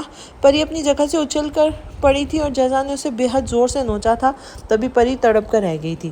ٹیبل کے اطراف بیٹھے سبھی لوگ حیرت سے پری کو دیکھ رہے تھے اور مہران بھی گردن موڑے حیرت سے پری کو دیکھنے لگا تھا۔ کیا ہوا بیٹا؟ سرفراز صاحب نے حیرت سے پری سے پوچھا تھا۔ پری کے سامنے بیٹھے مہمش نے جب آنکھوں میں پری سے یہی سوال پوچھا مگر پری نے ایک نگاہ غلط بھی اس پر نہیں ڈالی تھی، جبکہ سب کی توجہ پری اور جزا کی طرف مبذول دیکھ کر مہمر غیر محسوس طریقے انداز میں کھسکتا ہوا نیچے جھک گیا تھا تاکہ ٹیبل کے نیچے سے سامنے والی کارروائی کی سنگن لے سکے۔ اسے پتا تھا پری اور جزا ساتھ ہیں تو دونوں کا سکون سے ایک جگہ بیٹھنا ناممکنات میں سے تھا۔ کچھ نہیں نانا جان، میں امیجن کر رہی ہوں کہ انجیکشن لگنے سے درد کیسا ہوتا ہے، بس وہی سوچ کر چیخ نکل گئی۔ پری نے فوک پر اپنی آنکھوں کے سامنے لہراتے ہوئے گردن موڑ کر جزا کو گھورا تھا۔ سب بے یقینی سے کچھ دیر اسے دیکھتے رہے اور پھر دوبارہ نارمل ہونے لگے تھے۔ انہیں یقین تھا پری سے کچھ بھی توقع کی جا سکتی تھی، اس لیے سب کی توجہ اس پر سے ہٹ گئی تھی سوائے مہمش کے جو بسی سے اس کی ناراضگی بھرے انداز کو دیکھ رہا تھا۔ سب کو دوبارہ ایک دوسرے کے ساتھ باتوں میں مشغول دیکھ کر پری نے دوبارہ موقع کا فائدہ اٹھایا تھا۔ اس نے اپنے ہاتھ میں تھما فوک غیر محسوس انداز میں نیچے لے جا کر دان پیستے ہوئے جزا کی ٹانگ میں گھونپ دیا تھا۔ ایک بار پھر روم میں زوردار چیخ گونجی تھی مگر اس بار یہ چیخ پری کی نہیں تھی، جزا کی تھی، جسے سن کر محشم فوراً اپنی چیئر چھوڑ کر اٹھ کھڑا ہوا تھا، جبکہ مہمر نے بھی ٹیبل کے نیچے ہونے والی کارروائی دیکھ کر تعصب سے سر ہلایا تھا۔ ہائے ظالم، پری نے میری بیمار بھابھی کو کتنی زور سے فوک چبویا ہے۔ مہمر بڑبڑاتا ہوا سیدھا ہوا تھا۔ جزا، کیا ہوا، آپ ٹھیک ہیں؟ گھبرایا ہوا مہمش ان دونوں کے پاس آ کے کھڑا ہوا تھا۔ کچھ نہیں، وہ میرے پیر پر پری کی ہیل لگ گئی ہے، جزا نے بات بناتے ہوئے کہا تھا۔ ہاں، ہیل میں کیلیں بھی لگاتی ہیں آج کل کی لڑکیاں۔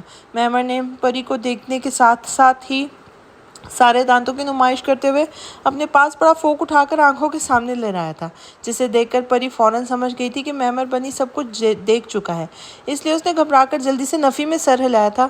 اسے ڈر تھا کہ وہ سب کے سامنے پری کے پول نہ کھول دے۔ بھابھی، آپ اپنی جگہ بیٹھ جائیں، ایسے حادثات عام بات ہے، آج کل ہوتے رہتے ہیں اور ہمارے گھر میں اب اکثر ہوا کریں گے۔ مہمر جزا اور پری کو دیکھ کے مسکراتے ہوئے بولا تھا۔ جواباً پری نے اسے گھورتے کر دیکھتے ہوئے اپنی آنکھوں کے سامنے پنچ اس طرح لہرایا تھا جیسے وہ اپنے ہاتھوں میں پڑی چوڑیاں دیکھ رہی ہو، جبکہ مہمر کی بات سن کر مہمر سمیت پاس بیٹھے محسف اور مہمش بھی سمجھ گئے تھے پری اور جزا کے بیچ کوئی کھچڑی پک رہی تھی۔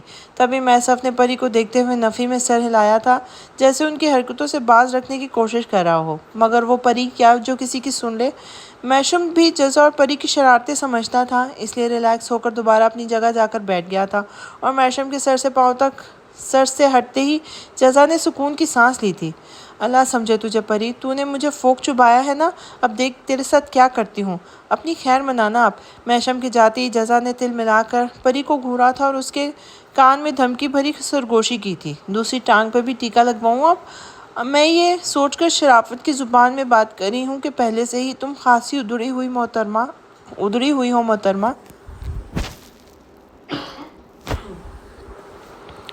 مگر تمہیں میری شرافت راس نہیں آئی۔ اب حملہ کر کے بتا، محشم بھائی کی بیوی ہونے کا بھی لحاظ نہیں کروں گی۔ دوبارہ نوچا نا تو انگلیاں توڑ دینی ہے میں نے بھی۔ پری نے بھی جواباً جزا کے کان میں گھس کر سرگوشی کی تھی، جبکہ پری کے بالکل سامنے پاس بیٹھی انشرا ان کی حرکتوں پر بری طرح بوکھلا رہی تھی۔ اس نے جزا کو پری کی ٹانگ پر نوچتے اور پری کو جزا کے پھونک کھونپتے ہوئے بھی دیکھ لیا تھا۔ ایک دوسرے کے ساتھ دونوں جنگلی بلیوں کی طرح لڑ کر بھی وہ دونوں ایک دوسرے کے کان میں گھسی سرگوشیاں کر رہی تھیں۔ یہ دیکھ کر انشرا کو خاصی حیرت ہوئی تھی اور سامنے بیٹھا میسف چور نگاہوں سے انشرا کے بوکھلائے ہوئے چہرے کو دیکھ کے محسوس ہو رہا تھا۔ اسے اپنی ہونے والی معصوم سیدھی سادھی بیوی کا مستقبل جزا اور پری نامی دو جنگی طیاروں کے بیچ خاصا مشکوک نظر آ رہا تھا۔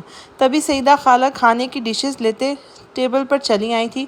وہ سب کھانا شروع کر چکے تھے۔ پری اور انشرا منگنی کے بعد پہلی بار گھر آئی تھی، اس لیے میں کھانے میں پری کا فیوریٹ چائنیز فوڈ اور انشرا کی پسند کا چکن تندوری اور بریانی بنی ہوئی تھی۔ کچھ ہی دیر میں ٹیبل پر ایک شام کا کھانا دیکھ کر جزا کی بھوک بھی چمک اٹھی تھی۔ ایک تو ویسے اسے بھوک زیادہ لگتی تھی اور بچوں کو فیڈ کروانے کے بعد اس کی بھوک بھی دوگنی ہو گئی تھی، اور وہ دوپہر میں اس نے خالہ کے گھر ہونے والے ڈرامے کی وجہ سے کھانا بھی نہیں کھایا تھا، اس لیے اس وقت اسے شدید بھوک لگ رہی تھی۔ اپنا سارا پسندیدہ کھانا دیکھ کے وہ فوراً کھانے پہ ٹوٹ پڑنا چاہتی تھی۔ تبھی اس نے ٹیبل پہ رکھے سامنے بریانی کی ڈش کی طرف ہاتھ ہی بڑھایا تھا۔ محشم نے فوراً ڈش پکڑ کر نفی میں سر ہلاتے ہوئے اسے منع کر دیا تھا۔ آپ کا کھانا آ رہا ہے، آپ یہ سب نہیں کھا سکتی، اس نے کہنے کے ساتھ ہی سیدہ خالہ کو مخاطب کیا تھا۔ خالہ جزا کا کھانا لے آئیں پلیز۔ محشم یوں خود کو روکے جانے پر جزا نے بے بسی سے اپنے پاس مزے لے لے کر بریانی کھاتی پری کو گھورا تھا۔ خالہ بہت زبردست بریانی بناتی ہیں، خوش رہیں۔ پری نے سارے دانت جزا کو دکھاتے ہوئے سیدہ خالہ کو داد دی تھی، اور جزا نے گردن موڑ کر دانت پیستے ہوئے اسے کینہ تو نظروں سے گھورا تھا۔ تبھی سیدہ خالہ جزا کے لیے پرہیزی کھانا لے کے آئی تھی، جو صرف کالی مرچوں والے ٹنڈے کی سبزی اور ابلی ہوئی دال پر مشتمل تھا۔ کھانا دیکھ کر جزا کا دل صدمے سے بند ہونے لگا تھا، جبکہ پری نے جزا کے کھانے کو دیکھ کر بمشکل اپنی ہنسی کنٹرول کی تھی۔ محشم جزا کا کھانا دیکھ کر مسکراہٹ روکتے ہوئے اس کے چہرے کے بگڑے زاویوں کو دیکھنے لگا تھا، ساتھ کہ اس کی نظر پری کی شرارتی مسکراہٹ پر پڑی تھی۔ اس نے ہولے سے نفی میں سر ہلاتے ہوئے شرارتی پری کو چھیڑنے سے روکا تھا۔ کیا ہوا جزا، کھانا کیوں نہیں کھا رہی بیٹا؟ مجھے پتہ ہے تمہیں یہ سب پسند نہیں آ رہا ہوگا، مگر کچھ دن تو یہ پرہیزی کھانا کھانا پڑے گا۔ چلو تم اور میں یہ دال کھا لیتے ہیں۔ سرفراز صاحب نے بگڑے تیوروں کے ساتھ ہاتھ پر ہاتھ رکھے بیٹھی جزا کو دیکھ کر فوراً ٹوکا تھا۔ اس کا دل رکھنے کی خاطر اس کے ساتھ دال کھانے لگے تھے۔ نہیں نانا جان، آپ کیوں کھا رہے ہیں؟ میں کھا رہی ہوں، آپ اپنا کھانا کھائیں، جزا نے مری مری سی آواز میں کہتے ہوئے نوالا توڑ کر سبزی زہر مار کرنی شروع کر دی تھی۔ محشم اپنی مسکراہٹ روکتے ہوئے جزا کا پھولا ہوا چہرہ دیکھ رہا تھا۔ پھر وہ سب کھانا لے کر لاؤنج میں چلے آئے تھے، اور سیدہ خالہ ان سب کے لیے کھانا کھا کر لاؤنج میں چلے آئے تھے اور سیدہ خالہ ان سب کے لیے کافی بنا کر لے آئی تھی۔ نانا جان، اب مجھے جانا ہوگا۔ کافی پینے کے بعد انشرا کنکھیوں سے محسوف کو دیکھتے ہوئے گھر جانے کے لیے اٹھ کھڑی ہوئی تھی۔ رات ہو چکی تھی، اسے اب گھر جانا تھا اور وہ سارے دن سے یہیں موجود تھی۔ انشرا کے ساتھ پری بھی اپنے گھر کے لیے اٹھ کھڑی ہوئی تھی۔ میں بھی اب چلتی ہوں نانا جان، کافی وقت ہو گیا ہے، وہ اتنا سا محشم کے پاس بیٹھے مہمش کو دیکھتے ہوئے بولی تھی، جو شکایتی نظروں سے اسے ہی دیکھ رہا تھا۔ پری نے اس کی نظریں خود پر ٹکی دیکھ کر فوراً منہ بناتے ہوئے نگاہوں کا زاویہ بدل لیا تھا۔ ارے تھوڑی دیر تو رکو نا بیٹا، میں نے رات تک تم دونوں کے لیے والدین سے اجازت لے لی تھی، آرام سے بیٹھو، ابھی 8 بجے ہیں، آدھا ایک گھنٹے بعد محسف تم دونوں کو گھر چھوڑ آئے گا، سرفراز صاحب نے کہا، اور انشرا نے ایک بار پھر سے اپنے بالکل سامنے بیٹھے محسف کو دیکھا تھا، جو نظریں جھکائے کافی کے سپ لے رہا تھا، مگر اس کی تمام حسیات انشرا کی طرف ہی لگی ہوئی تھی۔ انشرا نانا کی بات سن کر خاموشی سے دوبارہ بیٹھ گئی تھی۔ تم بھی بیٹھ جاؤ نا، یا تمہیں الگ سے کہنا پڑے گا؟ جزا نے پری کو گھور کر دیکھا اور وہ ناک چڑھاتے ہوئے دوبارہ سے بیٹھ گئی تھی۔ مہمش بھائی 3 دن سے جونیئر بنس بے نام گھوم رہے ہیں، اب کب تک وہ بنا نام کے رہیں گے؟ جزا سے امید مت لگائیے گا، اسے سارے اونگے بونگے نام آتے ہیں۔ آپ سب کو ایک قصہ بتاتی ہوں۔ ولید انکل نے میٹرک کی چھٹیوں میں سے کرسچن بلی لا کر دی تھی۔ وہ جانتے تھے جزا نے اس کا نام کیا رکھا تھا؟ پری نے شرارت سے جزا کو دیکھتے ہوئے کہا جو اسے سخت تیش سے گھور رہی تھی۔ چپ رہو پری، ورنہ میں مار بیٹھوں گی تمہیں، نانا جانے سے چپ کروائیں۔ جزا نے تل ملاتے ہوئے نانا سے شکایت کی تھی، ساتھ ہی پری کو کشن مارا تھا جو اس کے پشت پر جا لگا تھا، جبکہ سرفراز صاحب سمیت سب کے لبوں پر دبی دبی مسکراہٹیں مچل رہی تھیں۔ میشم بھائی میں نے اگر جوابی وار کیا تو پھر شکایت مت کیجیے گا۔ پری نے جزا کی طرف اشارہ کرتے ہوئے میشم سے شکایت کی تھی۔ اس کی شکایت پر میشم مسکرانے لگا تھا۔ آپ بتائیں نا بیٹا، کیا نام رکھا تھا جزا نے؟ میشم نے بھی شرارت سے مسکراتے ہوئے پری کو اجازت دی تھی اور غصے میں بھری بیٹھی جزا کو بھی دیکھا تھا۔ جزا نے اس بلی کا نام تمبولا رکھا تھا۔ یہ نام سن کر وہ بلی اتنا برا مانی کہ جب اسے اس نام سے بلا کر گود میں لیتی تھی تو وہ غصے میں اسے پنجے مارنے لگتی تھی۔ خدا جھوٹ نہ بلوائے، کم سے کم اس نے 15 بار پنجے مارے تھے جزا کو۔ تب جا کر سارا آنٹی نے ہاتھ جوڑ کر اس بلی کو ولید انکل کو واپس کر دیا کہ اسے کسی اور کو دے آئے، ورنہ اس بلی کی وجہ سے آپ کو جزا کے چہرے کی پلاسٹک سرجری کروانی پڑے گی۔ پری کی بات پوری ہوتے ہی ایک زوردار قہقہا پڑا تھا اور جزا نے دانت پیستے ہوئے پری کو دیکھا تھا۔ میشم بھی سر جھکاتے ہوئے مسکرانے لگا تھا، ساتھ ہی اپنے فون پر میسج ٹائپ کرنا شروع کر دیا تھا۔ دونوں شہزادوں کے نام جو دل چاہے رکھو، مگر پرنسس کا نام عائشہ ہی ہونا چاہیے۔ اس نے میسج ٹائپ کر کے مہمش، مہران، مہمر اور محمود سارے بھائیوں کو واٹس ایپ کے 60 ٹیکسٹ میسج کیے تھے۔ مہمش کے ہاتھ میں اس کا فون تھا۔ میسج ٹون بجتے اس نے مسکراتے ہوئے جیسے ہی فون کی اسکرین کو دیکھا تھا، اس کی مسکراہٹ تھمی تھی۔ اس نے چونک کر بھائی کو دیکھا تھا، پھر میسج کھول کے پڑھنے لگا۔ اس نے اپنے پاس بیٹھے میسف کا کندھا ہلایا تھا، مگر میسف کی نظریں بھی اپنے فون کی اسکرین پر ٹکی تھیں۔ وہ دونوں میشم کو دیکھنے لگے تھے۔ میشم نے بھی ان دونوں کو دیکھتے ہوئے آنکھوں کے ذریعے پیغام دیا تھا کہ وہ اس بات میں سر ہلانے لگے تھے۔ مہران، مہمر، محمود نے بھی بھائی کا میسج پڑھ لیا تھا۔ سیریسلی بھابھی، بتائیں نا، ان تینوں کے نام آپ نے کچھ سوچے ہوں گے؟ مہران نے میسج پڑھنے کے بعد جزا سے پوچھا تھا، مگر جزا نے نفی میں سر ہلا دیا تھا۔ میں نے کوئی نام نہیں سوچا، جزا نے چور نظروں سے میشم کو دیکھتے ہوئے کہا تھا، جو اس کے بالکل سامنے صوفے کے بیک سے پشت سے ٹیک لگائے بیٹھا اسے ہی دیکھ رہا تھا۔ اس کی آنکھوں میں موجود خوبصورت، نرم، گرم، نور دیتی روشنی صرف اور صرف جزا کے لیے تھی۔ جزا نے فوراً اپنی آنکھیں چراتے ہوئے نیچے دیکھنا شروع کر دیا تھا۔ اف، اس شخص کی بولتی نظریں، سب کے سامنے بھی خود کو لگام ڈالنے کی کوشش نہیں کرتا، ویسے بہت حیا والا بنتا ہے۔ وہ کڑ کر سوچنے لگی تھی۔ پرنسس کا نام میں رکھوں بھابھی؟ محمود نے جھجکتے ہوئے پوچھا تھا۔ جزا نے شکایتی نظروں سے اسے دیکھا تھا۔ تمہیں اجازت لینے کی ضرورت ہے۔ فرش پہ بیٹھے نظریں جمائے بیٹھی جزا نے فوراً نگاہیں اوپر کر کے محمود کو خفگی سے دیکھا تھا۔ نہیں، میں نے بس اس لیے پوچھا کہ آپ کے بھائی کے دماغ میں اگر کوئی نام وغیرہ ہو۔ خیر، ہم لوگوں نے پرنسس کے لیے ایک نام سوچا ہے۔ محمود نے سامنے بیٹھے دونوں بڑے بھائیوں کو بولنے کا اشارہ کیا تھا۔ وہ سب بھائی جان چکے تھے کہ میشم نے ان سب کو میسج کیا ہے۔ پرنسس کا نام عائشہ رکھ لیتے ہیں۔ موم ڈیڈ کو یہ نام بہت پسند تھا اور ڈیڈ کہتے تھے کہ ہماری کوئی بہن ہوتی تو اس کا نام وہ عائشہ رکھتے۔ محمود کے اشارے پر مہمش نے جزا کو دیکھتے ہوئے کہا تھا، جو بیٹی کا نام سن کے مسکرا دی تھی۔ بہت پیارا نام ہے، عائشہ کے معنی بھی بہت خوبصورت ہے۔ جزا کے ساتھ سرفراز صاحب نے بھی تائید کی تھی۔ اب دونوں بچوں کے بھی نام بتا دو، جزا نے دونوں بیٹوں کے متعلق پوچھا تھا۔ دونوں بچوں کے نام انشا اور پری سے پوچھ کر رکھے۔ مہمش نے دونوں بھاوجوں کو اپنے بیٹوں کے نام رکھنے کا حق دیا تھا۔ میشم بھائی، میں ایک جونیئر بنی کا نام تمبولا رکھوں گی، پری نے جزا کو دیکھتے ہوئے شرارت سے کہا تھا۔ جزا واقعی اس کی کھنچائی پر بھنا گئی تھی، تبھی اس نے کھینچ کر ایک تھپڑ پری کی پیٹھ پر جڑ دیا تھا۔ بدتمیز پری، تم سدھرنا مت۔ انشا، تم بتاؤ، یہ بدتمیز تو ایسے ہی بونگیاں مارتی رہے گی؟ جزا نے انشا سے پوچھا تھا اور وہ یوں خود کو مرکز نگاہ بنتے دیکھ کے گھبرا گئی تھی۔ میں کیا بتاؤں؟ مطلب کس لیٹر سے نام بتانے ہیں؟ انشا نے بھوکلاتے ہوئے پوچھا تھا۔ ایم سے بتائیں، ہم سب کے نام ایم سے ہے تو ہمارے بچوں کے نام بھی ایم سے ہی ہونے چاہیے، میسف نے سنجیدگی سے انشا سے کہا تھا۔ اشرا نے اس بات میں سر ہلاتے ہوئے ذرا سی پلکیں اٹھا کر اپنے ہونے والے ہمسفر کو دیکھا تھا جو اس کے سامنے نظر جھکا کر بیٹھا اس محسب سے بالکل مختلف لگ رہا تھا جو کچھ دیر پہلے چھت پہ انشا سے ملا تھا، مگر سب بڑوں کی موجودگی میں اس کی سنجیدگی اور جھکی نگاہیں دیکھنے قابل تھیں۔ انشا نے کچھ دیر سوچنے کے بعد ان سب کے سامنے اس سب کے نام رکھے تھے۔ ایمولیٹر سے مجھے 3 نام یاد ہیں، محلول، مرزوق۔ یہ دونوں ترکی کے نام ہیں۔ محلول کا مطلب ہے ابر رحمت اور مرزوق کا مطلب ہے خدا کی طرف سے مبارک خوش قسمت، اور ایک مرصب بھی ہے، اس کا مطلب آپ سب لوگوں کو پتہ ہوگا۔ انشا نے ڈرتے ڈرتے 3 نام بتائے تھے جو وہاں سب لوگوں کو بہت پسند آئے تھے۔ یس، مرصب حضور اکرم کی تلوار کا نام تھا، یہ جواب محشم نے دیا تھا۔ ہاں تو پھر مرزوق اور مرصب کے معنی اچھے ہیں، یہ 2 نام رکھ لیتے ہیں، مگر اب طے یہ کرو کہ دونوں میں سے کس بچے کا کیا نام رکھنا ہے۔ سرفراز صاحب نے یہ دونوں نام پسند کر لیے تھے۔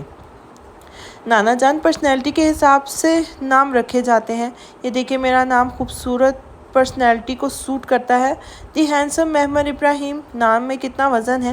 معمر نے اپنا کالر کھڑے کرتے ہوئے فخر سے کہا تھا۔ زیادہ اکڑو مت، ہمیں ڈیڈ نے بتایا کہ تمہارا نام تھا کہ بھائی نے ہی تمہارا نام رکھا تھا۔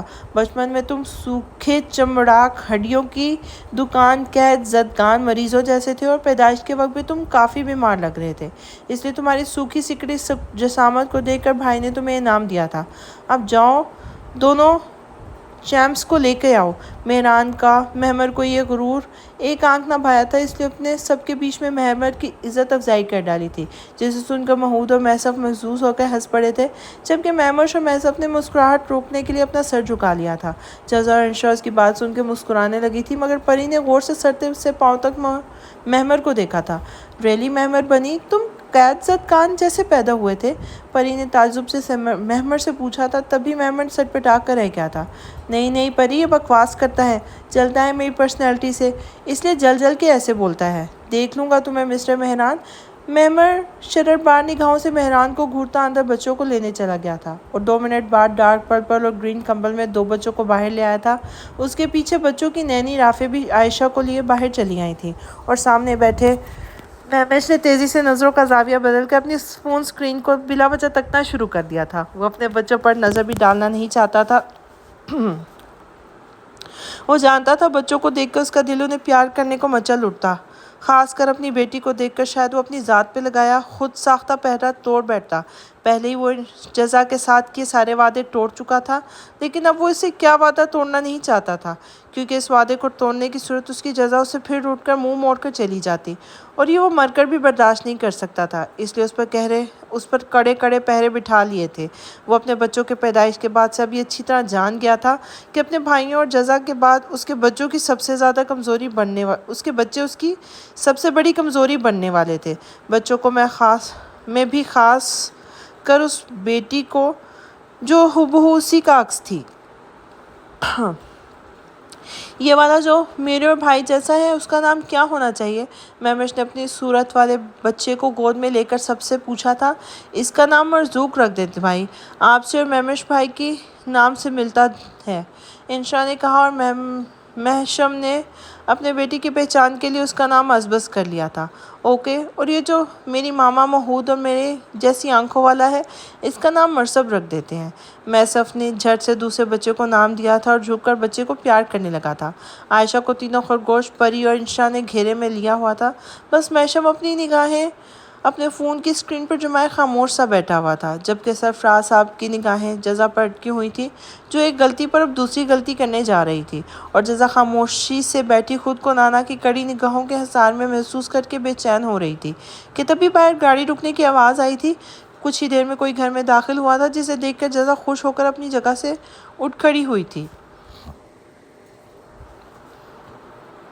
شگفتہ بیگم اپنے ساتھ ایک درمیانی عمر کی عورت کے ساتھ اندر داخل ہوئی تھیں، جنہیں دیکھ کر جزا خوشی سے بے قابو ہوتی ہوئی اپنی جگہ سے اٹھ کھڑی ہوئی تھی۔ شگفتہ کے پیچھے 2 مرد حضرات تھے جو ہاتھوں میں مختلف شاپنگ بیگز لیے اندر داخل ہوئے تھے۔ خالہ ارم آپی، آپ؟ جزا تیزی سے چلتے ہوئے ان کے پاس گئی تھی اور ارم کے گلے لگی تھی۔ السلام علیکم ارم بھائی۔ جزا نے ارم سے الگ ہوتے ہوئے اس کے پیچھے کھڑے اس کے شوہر کو سلام کیا تھا۔ وعلیکم السلام بیٹا، وہ شفقت سے جزا کے سر پہ ہاتھ رکھتے ہوئے بولے تھے۔ ساتھ ہی انہوں نے اپنے بھائی سے شاپنگ بیگ لے کر جزا کے ہاتھ میں تھما دیے تھے۔ یہ سب گفٹ تھے تو بچوں کے لیے لائے تھے، اس سب کی کیا ضرورت تھی آپی؟ ارحم بھائی، جزا نے خفگی سے ارم اور اس کے شوہر کو دیکھتی ہوئی سب کو ساتھ لیے اندر چلی آئی تھی۔ شگفتہ نے بھی اندر آتے ہوئے سرفراز صاحب سمیت سب کو سلام کیا تھا۔ جزا کے ساتھ مہمانوں کو دیکھتے ہی پری، انشرا اور تینوں خرگوشوں کو اپنی اپنی جگہ لے کے سے اٹھ کھڑے ہوئے تھے۔ ارم کے شوہر سرفراز صاحب کو سلام کر کے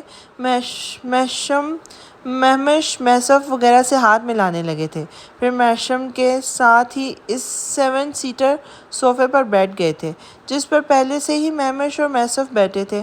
ان کے ساتھ آیا دوسرا لڑکا جو ارم کا دیور تھا، وہ بھی اپنے بھائی کے ساتھ وہیں بیٹھ گیا تھا۔ کوئی مشکل تو نہیں ہوئی خالہ پہنچنے میں نے بھائی کو راستہ سمجھا دیا تھا، محشم نے اپنے سامنے والے صوفے پہ بیٹھی شگفتہ سے پوچھا تھا، جو سامنے کھڑے تینوں خرگوشوں کے علاوہ پری اور انشرا کو گود میں موجود بچوں کو دیکھ رہی تھی۔ نہیں مشکل نہیں ہوئی، مگر یوں بے وقت آنا مجھے اچھا نہیں لگ رہا تھا، بس اسی وجہ سے غصہ ہے مجھے اپنی اس جلد باز بیٹی پر۔ صبح کو کال کیا تھا مگر خود اپنے یہاں کے مہمان بھگتانے میں لگ گئی اور مجھے بوڑھی جان کو رات میں لے کر نکلی ہے، اب واپس جاتے ہوئے مزید رات ہو جائے گی۔ شگفتہ برہمی سے بولی تھی۔ ابھی رات کہاں ہوئی ہے بیٹا، یہ رہا تمہارا گھر اور ساتھ میں یہ دونوں بچے بھی تو موجود ہیں، اسی لیے آرام سے بیٹھو، سرفراز صاحب نے شگفتہ سے کہا تھا۔ ہاں خالہ، بلکہ میں تو کہتی ہوں آپ سب یہیں رک جائیں آج، جزا نے ارم کا ہاتھ تھام کر محبت سے کہا تھا۔ ہیں لڑکی، کیا پاگل ہو گئی ہو؟ میں رات رک جاؤں گی مگر ان بچوں کا کیا ہوگا؟ بچے سسرال میں ہیں اور ساس اس کی ایک ایسی تنک مزاج عورت ہے کہ یہ رات کو نہ پہنچی تو بچوں کے ساتھ خود گھر چلی آئیں گی۔ یہ لڑکی تو تمہاری محبت میں اندھی ہو گئی ہے، گھر آتے ہی کان کھا گئی میرے کہ آپ نے میرے آنے سے پہلے جزا اور بچوں کو کیوں جانے دیا، نہ خود ایک پل کو سکون سے بیٹھتی اور نہ ہی اپنے اس بیچارے میاں کو بیٹھنے دیا۔ رٹ لگا لی کہ چلے جزا کے پاس، اس سے ملنا ہے ابھی کے ابھی، اس لیے مجھے لے کے آنا پڑا۔ شگفتہ نے اپنے فوراً آنے کی وجہ بتائی تھی، جبکہ اپنی ماں کی عزت افزائی پر اس کا داماد پہلو بدل کے رہ گیا تھا۔ اسے ساس کا مزاج پتہ تھا، تبھی وہ خاموش بیٹھا رہا تھا۔ امی کہیں تو لحاظ کر لیا کریں۔ ماں کے پاس بیٹھی ارم نے ماں کے کانوں میں سرگوشی کی، مگر انہوں نے بیٹی کی بات چٹکیوں میں اڑا دی تھی۔ بہت اچھا کیا شگفتہ بیٹی کہ تم آ گئیں، اب تو تم بچی کو ایسے ہی لے آئیں، مگر ہم لوگ اسپیشل تمہاری اور ان بچیوں کی دعوت بھی کریں گے، سرفراز نے شگفتہ بیگم اور ارم سے کہا تھا۔ ارے نہیں چچا جان، دعوت کی کیا ضرورت ہے، میرے بچوں کا گھر ہے، جب دل ہوگا میں آ جائے کروں گی، کسی قسم کا تکلف کرنے کی ضرورت نہیں، شگفتہ بیگم نے مسکراتے ہوئے جواب دیا تھا۔ کچھ ہی دیر میں سعیدہ خالہ ان کے لیے پانی لے آئی تھی۔ پانی کا گلاس لبوں سے لگاتے ہوئے شگفتہ کی نظر دوبارہ سے سامنے کھڑی پڑی اور اس کے بالکل پاس کھڑی اس کی بے انتہا حسین گلابی چہرے والی انشرا پہ پڑی تھی۔ دونوں اپنے پاس کھڑے دیور کی گود میں موجود بچے کو پیار کر رہی تھی۔ شگفتہ نے چشمے کی اوٹ سے دونوں کو گھورا تھا، جبکہ شگفتہ کے پاس بیٹھی ارم کی نظریں سامنے صوفے پہ بیٹھے حسن کے شاہکار ان 3 خوبصورت بچوں پہ ٹکی ہوئی تھی، جن میں سے 2 لڑکوں نے ایک ایک بچے کو تھام رکھا تھا، اس لیے وہ فیصلہ نہیں کر پا رہی تھی کہ ان تینوں میں سے جزا کا شوہر کون ہے۔ مہمر کو تو وہ جانتی تھی، جس نے انہیں دیکھتے ہی مسکرا کر سلام کیا تھا۔ مہمر کے پاس کھڑے وہ اسی کی شکل والے لڑکوں کو بھی پہچان گئی تھی، کیونکہ جزا نے انہیں بتایا تھا کہ اس کے سسرال میں مہمر جیسے 2 خرگوش اور بھی موجود ہیں، جو ہو بہو مہمر جیسے ہیں، مگر محسف مہمش اور محشم میں سے وہ یہ پہچاننے سے قاصر تھی کہ ان میں سے جزا کا شوہر کون سا ہے۔ جزا، ان 3 خوبصورت لڑکوں میں سے تمہارا شوہر کون سا ہے؟ مجھے تو ایک کریم کرتے شلوار والا زیادہ حسین لگ رہا ہے، جو ارحم کے پاس بیٹھا ہے۔ کیا یہی والا ہے، یا یہ جو ارکم، ارم کا دیور، کے پاس بلیک جیکٹ والا بیٹھا ہے، یا یہ گرے، یہ جو ہے خوبصورت سی اسمائل والا؟ ویسے تینوں میں زیادہ حسین یہ کرتے شلوار والا ہے، ہیئر سٹائل سے لے کے پرسنالٹی تک سبھی بہت غضب کا ہے۔ ارم جزا کے کان میں سرگوشی کرتے ہوئے بولی تھی، جبکہ اس کے سامنے بیٹھے محشم ارم کے شوہر اور ارحم اور دیور ارکم کے ساتھ سرفراز صاحب اور شگفتہ سے باتیں کرنے لگا تھا۔ باقی سب لوگ بچوں کے ساتھ بزی تھے۔ جی آپی، یہی کرتا شلوار والے میرے شوہر محشم ہیں، جزا نے مسکراتے ہوئے دھیمی آواز میں بتایا تھا۔ او ریلی، واو، امیزنگ! جزا، تمہارے شوہر تو واقعی تمہاری سارے دیوروں میں سے زیادہ خوبصورت ہیں۔ تم دونوں کی جوڑی کمال ہے۔ امی بتا رہی تھی کہ یہ یہاں کے ASP ہیں؟ ارم نے پوچھا تھا۔ جی آپی، جزا نے مختصراً جواب دیا تھا۔ واؤ، سچی جزا، میں نے محمر کو دیکھا تھا تو مجھے لگا تھا تمہارا شوہر بھی یقیناً دکھنے میں اچھا ہوگا، مگر یہ تو میری توقعات سے کہیں زیادہ حسین ترین ہے۔ یقین کرو، میں نے اپنی زندگی میں اتنا شاندار مرد نہیں دیکھا۔ ارم محشم سے کچھ زیادہ ہی متاثر ہو گئی تھی، جبکہ جزا نے اس بار اسے کوئی جواب نہیں دیا تھا، بلکہ وہ بھی اپنے سامنے بیٹھے اپنے حسین ہمسفر کو دیکھنے لگی تھی۔ اے لڑکو، ذرا بچوں کو تو دکھاؤ۔ محشم سے بات کرتے کرتے شگفتہ نے اچانک سامنے بیٹھے محسف اور مہمش کی طرف رخ کرتے ہوئے ان سے بچوں کو مانگا تھا۔ جی خالہ، یہ لیں۔ محسف نے اپنے ساتھ ساتھ مہمش کی گود میں موجود بچے کو بھی اس سے لے کر شگفتہ کو دے دیا تھا۔ یہ دونوں لڑکے ہیں بیٹے، بچی اس لڑکی کی گود میں ہے۔ شگفتہ نے دونوں بچوں کو پیار کرتے ہوئے ارم کی گود میں سے بچوں کو دیتے ہوئے انشرا کی طرف اشارہ کیا تھا۔ اس نے ابھی بھی عائشہ کو مہود سے لیا تھا۔ خالہ، آپ سے میں نے کتنا کہا تھا کہ کھانا ساتھ ہی کھائیں گے، مگر آپ نے منع کر دیا۔ محشم نے شگفتہ سے شکوہ کیا تھا۔